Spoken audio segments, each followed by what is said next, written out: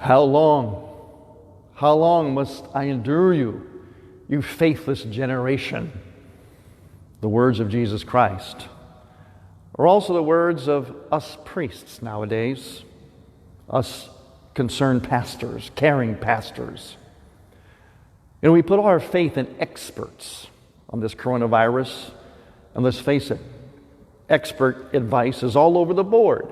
You can't get any kind of consistency, and they all claim to be experts. We put all of our faith in that. Well, I'm an expert too as a priest.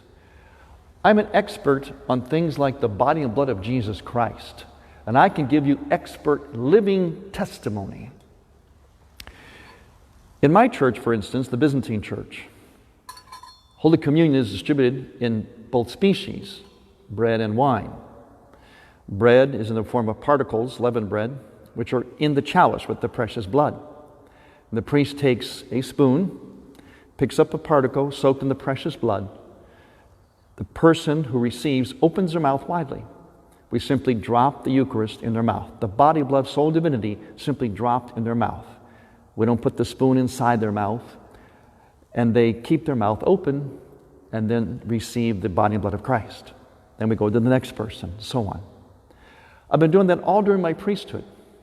Then what happens is, after everybody has received from this spoon, the spoon goes back into the body and blood of Christ, and then at the end of liturgy, the priest or deacon consumes the rest of the body and blood of Christ that's in the chalice. We don't put it aside or store it. We consume it. I've been doing that thousands of times for 38 years as a priest. This way, that's right, one spoon for all of you, to your mouths, to all of you, thousands and thousands of times for 38 years. And then after that, this spoon goes into my mouth and does this chalice. Do I look sick to you? Now, we priests have to use a single spoon for every communicant, because suddenly the Eucharist, the body and blood of Christ, and church itself is considered to be harmful or dangerous. So we want to keep you safe. The job of the church, the mission of the church and its priests, is not to keep us safe. Oh, it is actually. Keep us safe for eternity, not just for here on earth. In the church, during liturgy, especially in the Byzantine church, we use a lot of incense.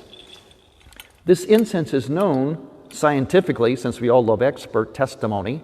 Scientists will tell you, if they're honest, that this incense kills microbials in the air. That's why in the Bible and the church we've used it for centuries in liturgy. We fill the worship area with this. And before we use it, the priest blesses it. So we're filling the church, as you're here in this church worshiping, we're filling it with blessed antimicrobial incense. But you're told to stay away from church or to limit your attendance. Wear a mask. Be afraid. Church is a dangerous place to be. You will get the virus there unless you take extreme precautions. I'm an expert. I just gave you my testimony. I stand here in the flesh. 38 years. Do I look sick from this? Question is, will you believe it?